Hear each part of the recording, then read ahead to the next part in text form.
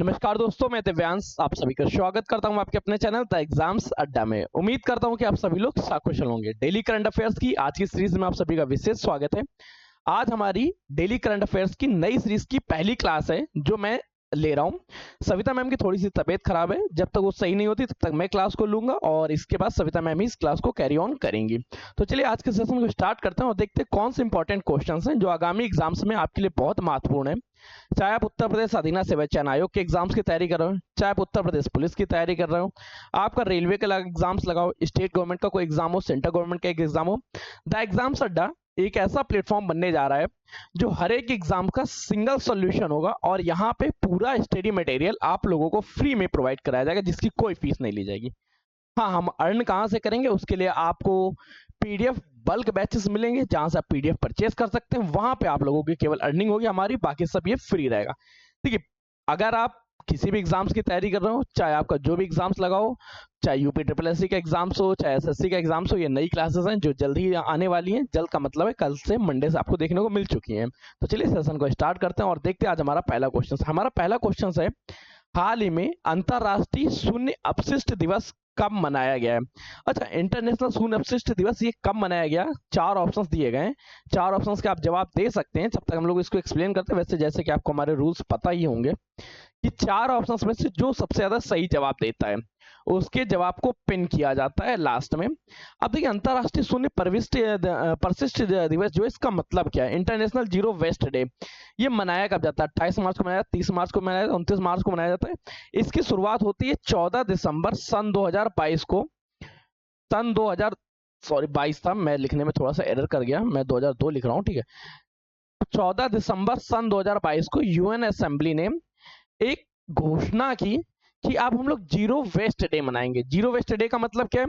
किसी भी चीज का उत्पादन किया जाए, उस उत्पादन के तत्पश्चात जो भी वेस्टेज निकले, आपने कोई चीज बनी, उसका उपभोग किया, उपभोग के बाद कुछ ना कुछ सामान खराब हो जाता है, तो खराब सामान का वेस्टेज जीरो से कम किया जाए। जैसे ये आपका फोन बना, आपने फोन 6 महीने चलाया, 1 साल चलाया, 2 साल चलाया, इसके बाद ये खराब हो गया। जब ये खराब होगा तो इसको मैक्सिमम पार्ट्स यूज कर लिया जाए, टेंस टू जीरो वेस्ट के कैटेगरी में इसको लाया जा सके।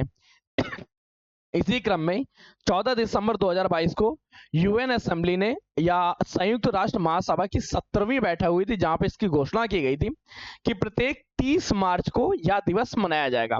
अब इसी 30 मार्च सन 2025 को अंतरराष्ट्रीय शून्य अपशिष्ट दिवस या इंटरनेशनल जीरो वेस्ट डे मनाया गया। और इस बार की थीम क्या थी? थीम के बारे में ध्यान रखिएगा क्योंकि थीम से संबंधित क्वेश्चन आपसे पूछा जा सकता है, जो आपको याद रखना है। टूवर्ड्स जीरो वेस्ट, एक सेकंड मैं पेन से ठीक करता हूँ। ठीक है, इस बार की थीम ध्यान रखिएगा जो आपसे पूछी जाएगी, towards zero waste in fashion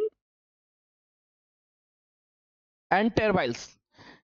वस्त्र निर्माणों में एवं फैशन उद्योग में जीरो वेस्टेज तक पहुंचना, ये इस बार की थीम है सन 2025 की। मनाया कब जाता है? मनाया जाता है 30 मार्च को। जिन्होंने बी ऑप्शन दिया था उनका बिल्कुल सही है।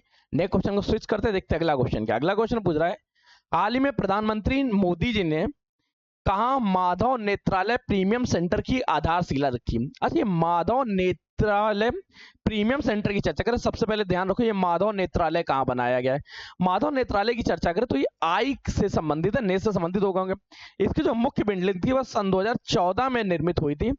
अब 2025 में इसका एक प्रीमियम सेंटर की स्थापना की गई है। इस सेंटर में ध्यान रखिएगा 250 बेड्स रखे गए हैं, 250 बिस्तर होंगे, 14 ओपीडीज बनाई गई हैं और इसके साथ ही 14 ओटी हैं, ऑपरेशन थिएटर्स भी रखे गए हैं। 250 बेड्स की व्यवस्था है, 14 ओपीडी है, 14 ओटी है। और यह है कहां पे? इस बात को ध्यान रखिए, यह है नागपुर में। कहां पे? नागपुर महाराष्ट्र में। नागपुर महाराष्ट्र। ऑप्शंस कौन सा सही हो गया? आपको कंफर्म हो गया? जो माधव नेत्रालय प्रीमियम सेंटर है कहां? नागपुर में है।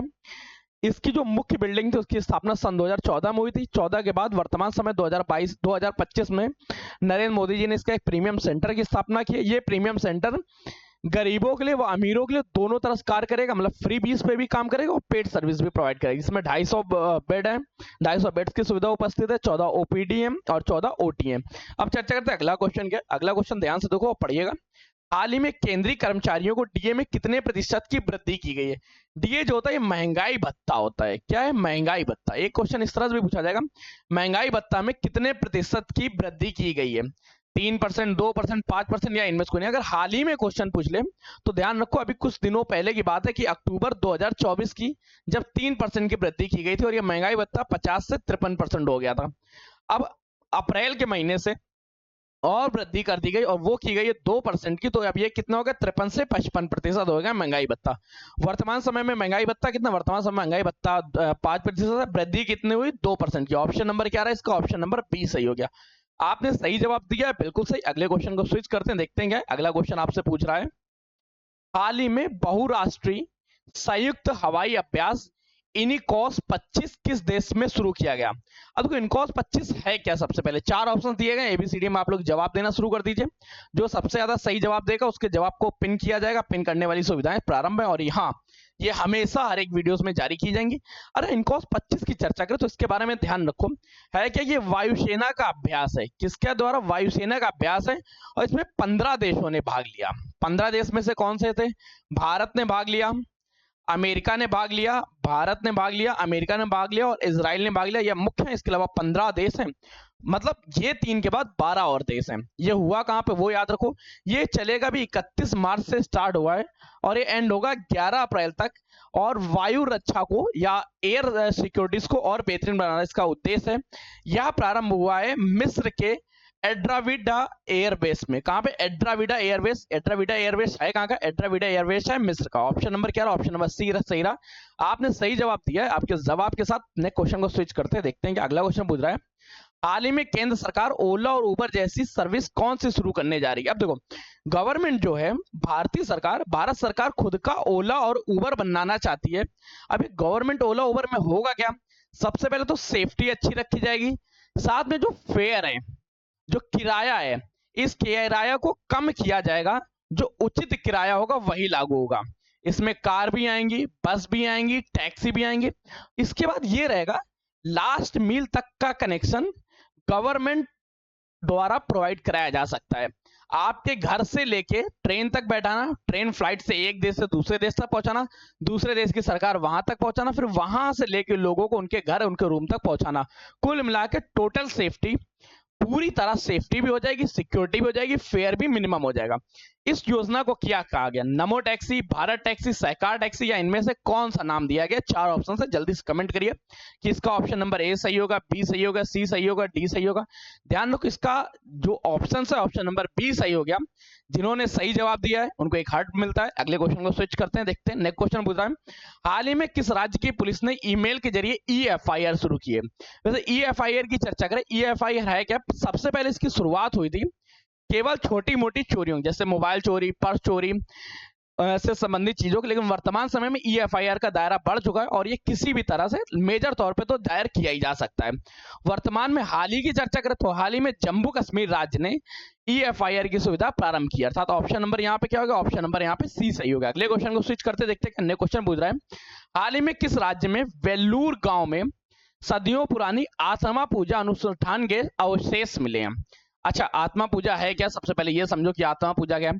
आत्मा पूजा जो भूत प्रेतों से संबंधित है कि लोग भूत प्रेत को पूजा कर रहे हैं, भूत प्रेतों से अपना कार्य कर रहे हैं। जैसे अभी भी लोग, मेरे कई सारे मित्र भी हैं जो भूत प्रेत ही हैं, कभी भी कहीं पर भी भटक सकते हैं। उसी तरह से जो, सॉरी मित्रों की चर्चा छोड़ो, ठीक है, केवल भूत प्रेतों की चर्चा करते हैं। तो ये जो नॉर्मल भूत प्रेत होते हैं जो मरने के बाद लोग बनते हैं, उसके बारे में एक अवशेष पाया गया। इस अवशेष में है क्या? लगभग 6वीं से 17वीं शताब्दी, लगभग 6वीं शताब्दी के आसपास की बात है, जहां पे इस बारे में चर्चा की जा रही है कि ये जो अवशेष हैं ये 6वीं से लेकर 16वीं शताब्दी के आसपास के हैं, मतलब बहुत प्राचीन है। और ये पाया कहाँ गया? ये वेल्लूर गांव में पाया गया। अब क्वेश्चन बस ये पूछ रहा है वेल्लूर गांव है क्या? वेल्लूर गांव कर्नाटक में, ऑप्शन नंबर ए। इस क्वेश्चन को तो केवल जिनको ग्रामीण क्षेत्रों के बारे में पता होगा उनको भी पता होगा। ये पाया कब गया? जब एक घर की खुदाई हो रही थी, घर के निर्माण के लिए घर की खुदाई हो रही थी, तब इसके अवशेष मिले। अगले क्वेश्चन को स्विच करते, क्वेश्चन पूछ रहा है। हाल ही में कहां पे पहला वन्यजीव बायो बैंक खोला गया है? अच्छा, जो वन्यजीव बायो बैंक है इसके बारे में ध्यान रखो, 2-3 पॉइंट ध्यान रखना है, ऐसा नहीं कि आपको ध्यान रखना। इसकी शुरुआत हुई थी जुलाई सन 2024 से। इसका उद्देश्य रखा गया है जीवों के डीएनए को सुरक्षित रखना। जीवों कौन से? वन्य जीवों के बारे में चर्चा कर रहा है कि वन्य जीवों के डीएनए को सुरक्षित रखा जाए। अच्छा, यहाँ पे लोगो आ रहा है, कोई नहीं। वन्य जीवों के लोगों को सुरक्षित रखना इसका उद्देश्य रखा गया है। अब ये वन्य जीवों का जो डीएनए इसको तो सुरक्षित रखा जाएगा। अब ये वर्तमान समय में क्यों आ रहा है? हाल ही में लिखा हुआ है, तो ध्यान रखो।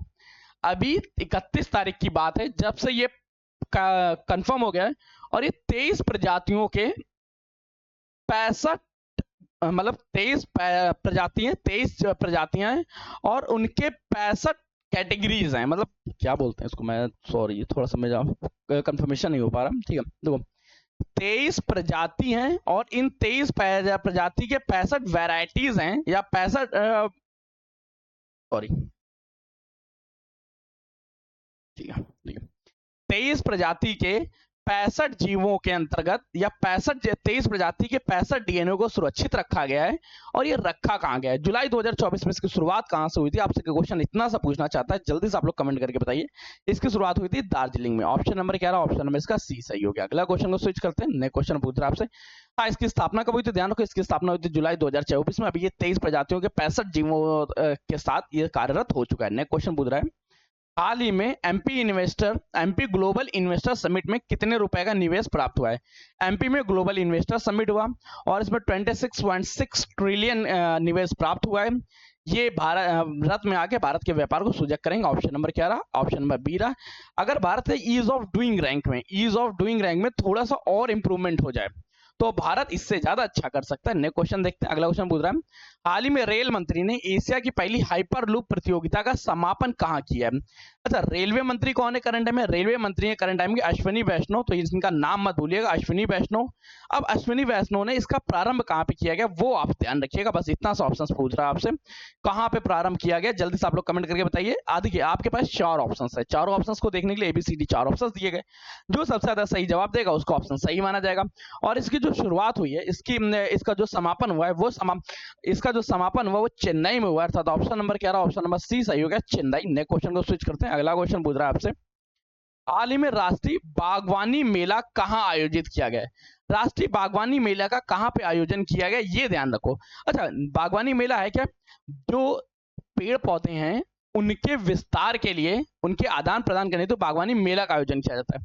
और ये बागवानी मेला अगर राष्ट्रीय स्तर की चर्चा करें तो ये हाल ही में बेंगलोर में आयोजित किया गया था। कहां पे? बेंगलुरु में। ऑप्शन नंबर क्या रहा? इसका ऑप्शन नंबर सी सही हो गया। अगले क्वेश्चन को स्विच करते हैं, देखते हैं क्या नेक्स्ट क्वेश्चन पूछ रहा है, हाल ही में DRDO ने कहां अपनी पहली anti ship missile NASAM SR का सफलतापूर्वक परीक्षण किया? सबसे पहले तो NASM को समझो कि NASM है क्या। NASL का वो नेवल एंट्री शिप मिसाइल, ठीक, शिप मिसाइल। और इसी के साथ ध्यान रखना आपको SR का मतलब क्या है? SR का मतलब वो शॉर्ट रेंज। नाम को पढ़ना सीख गया तो आपको काफी हद तक काम दे देगा। अब शॉर्ट रेंज का मतलब क्या? ये 50 किलोमीटर के अंदर की शॉर्ट रेंज को ही कवर करेगा, इससे ज्यादा दूर इसकी मारक क्षमता नहीं है। नेवी की है, अब ये नेवल क्षेत्रों में ही होनी चाहिए। तो ये हैगा, ये उड़ीसा में इसका पहला टेस्टिंग की गई है, परीक्षण किया गया। ऑप्शन नंबर क्या रहा? इसका ऑप्शन नंबर ए सही हो गया, उड़ीसा में।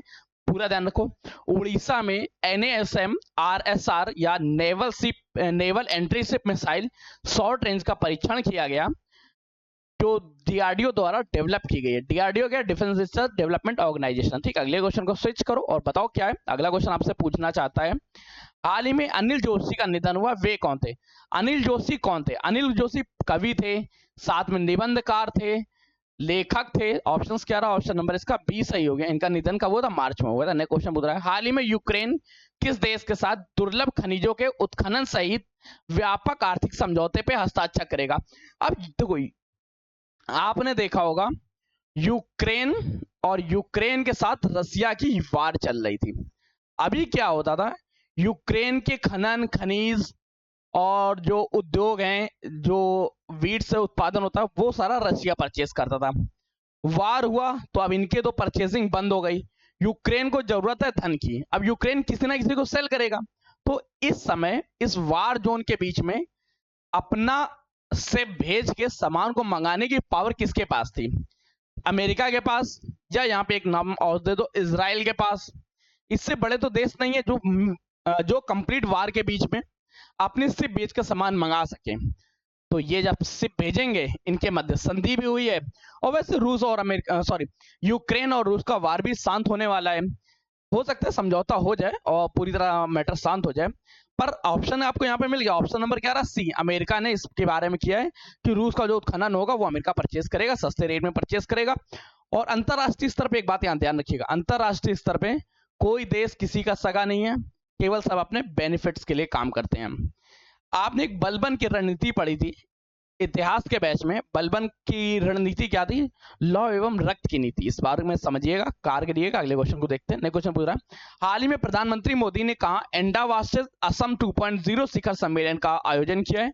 तो असम का है 2.0 शिखर सम्मेलन है, असम के गुवाहाटी में आयोजित किया गया। ऑप्शन नंबर क्या रहा, ऑप्शन नंबर इसका बी सही रहा। चलो, तो ये आज का सेशन था, उम्मीद करते हैं पसंद आया होगा। इसके अलावा अगर आप कोई और बैच देखना चाहते हैं, अगर आप स्ट्रेटेजी की तैयारी कर रहे हैं तो स्ट्रेटेजी का देखिए कंप्लीट बैच आपको मिल जाएगा। आप इंग्लिश की देख रहे हैं तो इंग्लिश का देख लीजिएगा, रीजनिंग के बैचेस हैं, कंप्यूटर के बैचेस हैं, Indian polity, Indian history, current affairs तो आप देख ही रहे हैं, ज्योग्राफी के बैच हो गए, हिंदी के हो गए, यूपी जीके के हो गए। ये सारे बैच करंट टाइम में लाइव हो चुके हैं। और ये जो बैचेस होंगे ये कंप्लीट बैच आप लोगों को कवर कराए जाएंगे उत्तर प्रदेश अधीना सेवा चयन आयोग में कनिष्क सहायक के एग्जाम से पहले। हम लोगों ने टारगेट लिया यूपी ट्रिपल जूनियर असिस्टेंट के पहले आप लोगों को इनका कंप्लीट कोर्स कवर कराया जाएगा। अगर आप सेशन में बने हुए अभी तक बने रहते, आपने वीडियो देखी, ये जानकर हमें बेहद अच्छा लगा, पसंद आया तो लाइक करिएगा, नहीं पसंद है तो डिसलाइक कर दीजिएगा। मैं चाहूंगा डिसलाइक के बटन को 2 बार दबाइए ताकि मुझे पता चल सके आपको वीडियो कितनी नापसंद गुजरी। और कोई कमेंट हो, कोई सुधार चाहते हो तो आप लोग कमेंट कर दीजिएगा, आप लोग बता दीजिएगा, आपको उन कमेंट्स को, उन पॉइंट्स को मैं सुधारने में कार्य करूंगा। आज के सेशन में यही, तब तक के लिए कीप स्टडी कीप स्माइलिंग, पढ़ते हैं, मिलते हैं नए सेशन नई जानकारी से, तब तक के लिए धन्यवाद दोस्तों।